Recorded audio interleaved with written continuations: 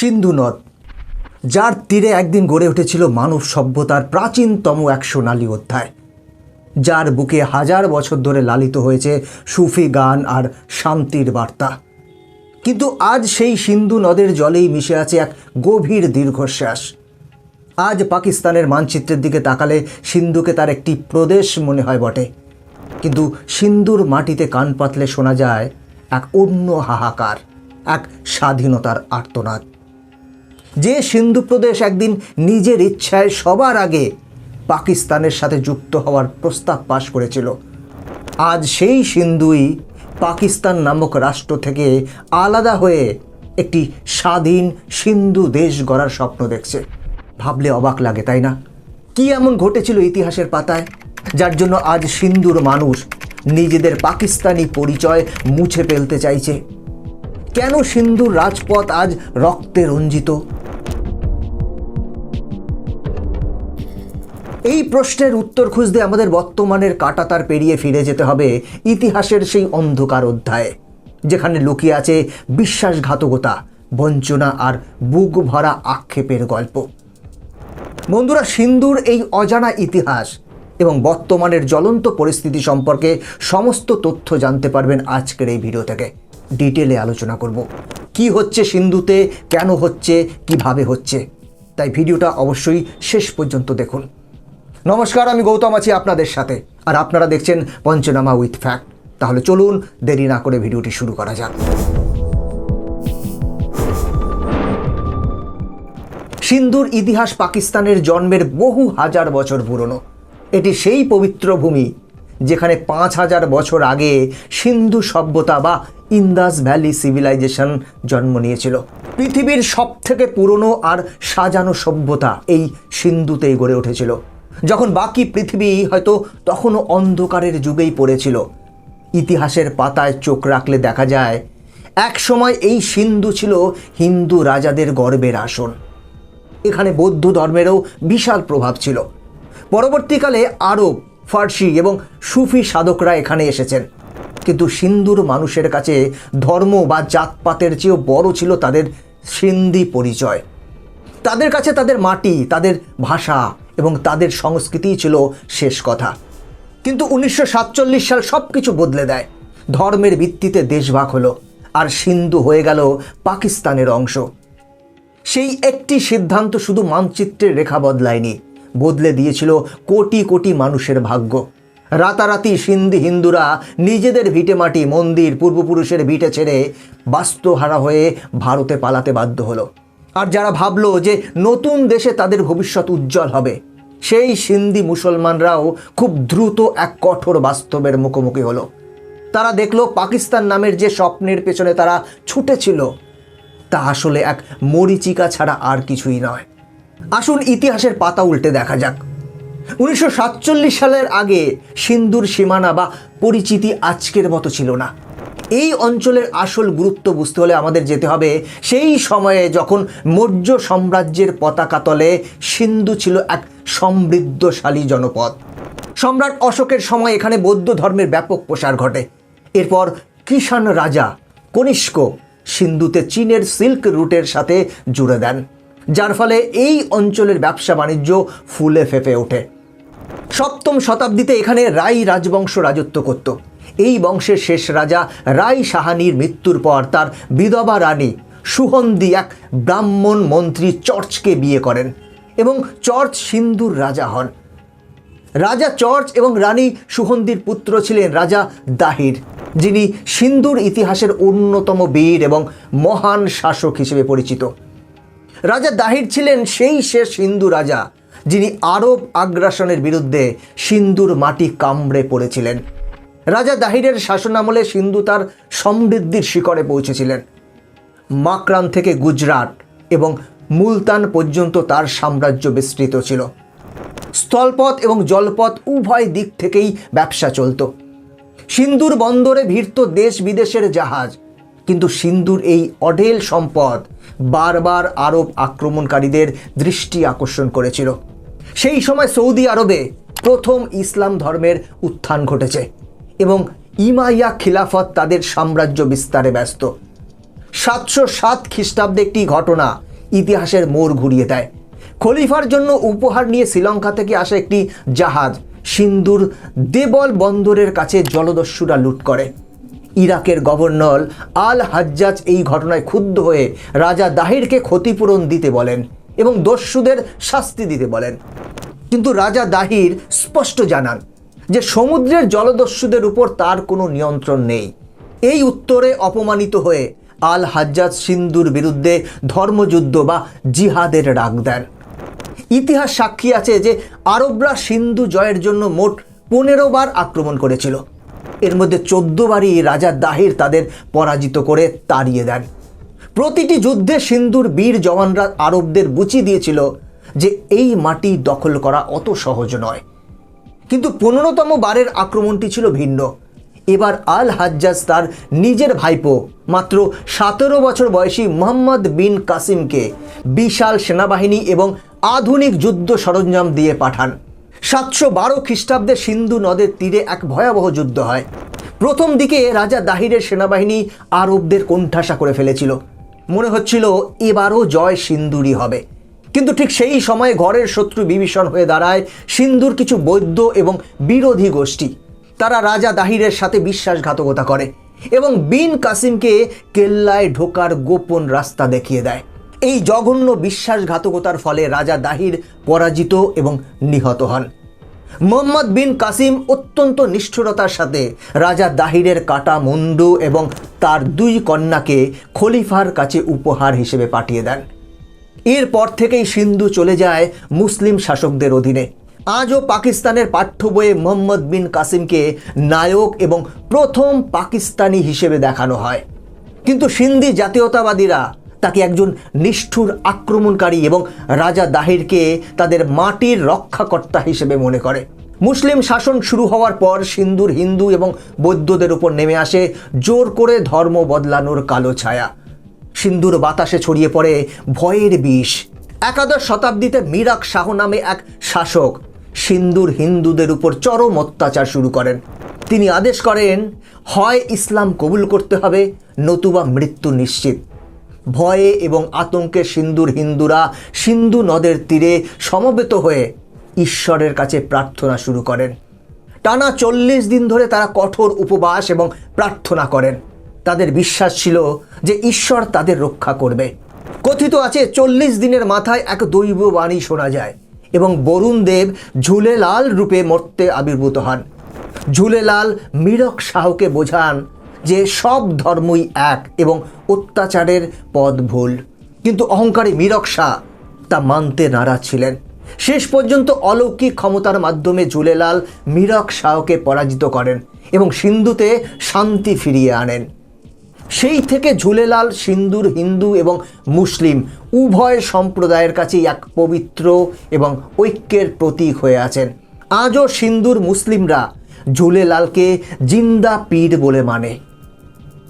এরপর শতকের পর শতক গড়িয়ে যায়। সিন্ধু কখনো মুঘলদের অধীনে, কখনো বা স্থানীয় বালোচ সর্দারের অধীনে শাসিত হয়। কিন্তু আধুনিক সিন্ধুর ভাগ্য নির্ধারিত হয় ব্রিটিশদের আগমনের সাথে সাথে। 1843 সালে ব্রিটিশ জেনারেল চার্লস নেপিয়ার মিয়ানির যুদ্ধে বালোচ তালপুরদের হারিয়ে সিন্ধু দখল করেন। ব্রিটিশরা নিজেদের শাসন কার্যের সুবিধার জন্য সিন্ধুকে বোম্বাই প্রেসিডেন্সির সাথে যুক্ত করে দেন। প্রশাসনিক সুবিধার জন্য করাচিকে বন্দর হিসেবে গড়ে তোলা হয়, রেল লাইন পাতা হয় এবং সাক্কার ব্যারেজ তৈরি করে কৃষি ব্যবস্থায় বিপ্লব আনা হয়। কিন্তু বোম্বাইয়ের সাথে যুক্ত থাকায় সিন্ধুর মানুষরা মনে করতেন যে তারা মারাঠি বা গুজরাটিদের দাপটে অবহেলিত হচ্ছে। তাদের ভাষা এবং সংস্কৃতি গুরুত্ব পাচ্ছিল না। সিন্ধুর নিজস্ব সত্তা হারিয়ে যাচ্ছিল বোম্বাইয়ের বিশালত্বের আড়ালে। এই বঞ্চনা থেকেই জন্ম নেয় সিন্ধুকে আলাদা প্রদেশ করার দাবি। 20 শতকের শুরুতে সিন্ধুর হিন্দু এবং মুসলিম নেতারা এক হয়ে সিন্ধুকে বোম্বাই থেকে আলাদা করার দাবি তোলেন। 1936 সালে ব্রিটিশ সরকার এই দাবি মেনে নেয় এবং সিন্ধু একটি আলাদা প্রদেশে পরিণত হয়। সিন্ধুর মানুষ ভেবেছিল এবার বুঝি তারা তাদের নিজেদের মতো করে বাঁচতে পারবে। কিন্তু এই আলাদা প্রদেশ হওয়ার আনন্দ বেশি দিন স্থায়ী হয়নি, কারণ ততদিনে মুসলিম লীগের দ্বিজাতি তত্ত্ব বা টু নেশন থিওরি সিন্ধুর বাতাসে বিষ ছড়াতে শুরু করেছে। মোহাম্মদ আলী জিন্নাহ, যিনি নিজেও একজন সিন্ধি ছিলেন, সিন্ধুর মুসলিমদের বোঝাতে শুরু করেন যে ভারতে থাকলে হিন্দুদের দাপটে মুসলিমরা তাদের অধিকার পাবে না। সিন্ধুর বিত্তশালী হিন্দুরা ছিল শহরের ব্যবসায়ী, আর গ্রামের কৃষকরা ছিল মূলত মুসলিম। এই অর্থনৈতিক বৈষম্যকে কাজে লাগিয়ে মুসলিম লীগ সিন্ধুর রাজনীতিতে নিজেদের প্রচার বিস্তার করে। তারা বোঝাতে সক্ষম হয় যে পাকিস্তান হলে সিন্ধি মুসলিমরা হিন্দু মহাজনদের ঋণ থেকে মুক্তি পাবে। 1943 সালে সিন্ধু অ্যাসেম্বলি ব্রিটিশ ভারতের প্রথম আইনসভা হিসেবে পাকিস্তানের পক্ষে প্রস্তাব পাশ করে। অর্থাৎ সিন্ধুর নেতারাই চেয়েছিলেন পাকিস্তানের সাথে যুক্ত হতে, কিন্তু তারা কখনো জানতেন না কি ভয়ঙ্কর ভুল তারা করতে চলেছে। তারা জানতেন না তারা আসলে বাঘের মুখ থেকে বাঁচার জন্য কুমিরের মুখে ঝাঁপ দিতে চলেছেন। 1947 সালে দেশভাগের সময় পাঞ্জাব বা বাংলার মতো সিন্ধুতে অতটা রক্তক্ষয়ী দাঙ্গা না হলেও পরিস্থিতি ছিল থমথমে। ভারত থেকে আসা মুসলিম রিফিউজিরা, যাদের বলা হতো মুজাহির, তারা সিন্ধুর বড় বড় শহর যেমন করাচি এবং হায়দ্রাবাদে এসে বসতি স্থাপন করতে শুরু করে। অন্যদিকে প্রাণের ভয়ে লক্ষ লক্ষ সিন্ধি হিন্দু তাদের হাজার বছরের ভিটেমাটি ছেড়ে ভারতে চলে আসতে বাধ্য হয়।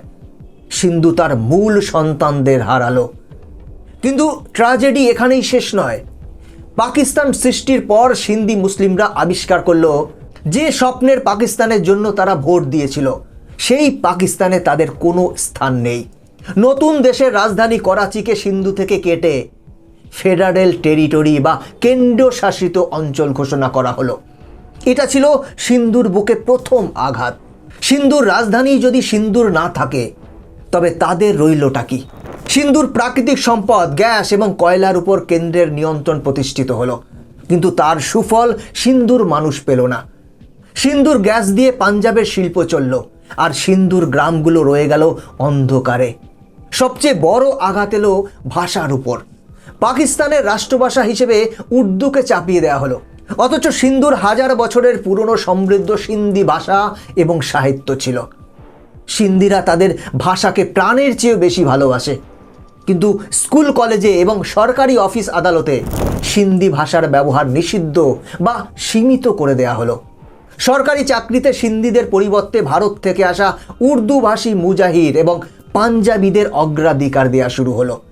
পাকিস্তানের সেনাবাহিনী এবং আমলাতন্ত্রে পাঞ্জাবিদের একচেটিয়া আধিপত্য কায়েম হলো। সিন্ধিরা দেখল তারা নিজেদের মাটিতেই পরবাসী হয়ে গেছে। তাদের জমি দখল করে নিচ্ছে অবসরপ্রাপ্ত সেনা অফিসাররা, তাদের জল কেড়ে নেওয়া হচ্ছে, আর তাদের সংস্কৃতির উপর চলছে ধামাচাপা দেওয়ার চেষ্টা। সিন্ধুর শিক্ষা ব্যবস্থা ধ্বংস করে দেওয়া হলো, যাতে সিন্ধি যুবকরা মাথা তুলে দাঁড়াতে না পারে। এই বঞ্চনা এবং শোষণের পটভূমিতেই জন্ম নিলেন আধুনিক সিন্ধি জাতীয়তাবাদের জনক GM সঈদ। শুরুতে তিনি পাকিস্তান আন্দোলনের কট্টর সমর্থক ছিলেন এবং সিন্ধুকে পাকিস্তানের সাথে যুক্ত করতে বড় ভূমিকা রেখেছিলেন। তিনি ছিলেন সেই ব্যক্তি যিনি 1943 সালে সিন্ধু অ্যাসেম্বলিতে পাকিস্তানের পক্ষে প্রস্তাব এনেছিলেন। কিন্তু পাকিস্তানের আসল রূপ দেখার পর তিনি নিজের ভুল বুঝতে পারেন। তিনি প্রকাশ্যে ক্ষমা চেয়ে বলেন যে পাকিস্তান তৈরি করা ছিল তার জীবনের সবচেয়ে বড় ভুল। তিনি বুঝতে পেরেছিলেন যে ধর্মের নামে পাকিস্তান তৈরি হলেও এটি আসলে পাঞ্জাবিদের শাসন চালানোর একটি হাতিয়ার মাত্র। 1972 সালে GM সঈদ জিএ সিন্ধ বা জয় সিন্ধু আন্দোলনের ডাক দেন এবং প্রথমবারের মতো স্বাধীন সিন্ধু দেশের দাবি তোলেন। তার লেখা বই সিন্ধু দেশ আ নেশন ইন চেইন, এতে তিনি বিস্তারিতভাবে ব্যাখ্যা করেছেন কিভাবে পাকিস্তান সিন্ধুকে একটি কলোনি বা উপনিবেশ বানিয়ে রেখেছে। তিনি বলেন সিন্ধুদের মুক্তি কেবলমাত্র পাকিস্তান থেকে বেরিয়ে একটি ধর্মনিরপেক্ষ এবং স্বাধীন রাষ্ট্র গঠনের মাধ্যমেই সম্ভব।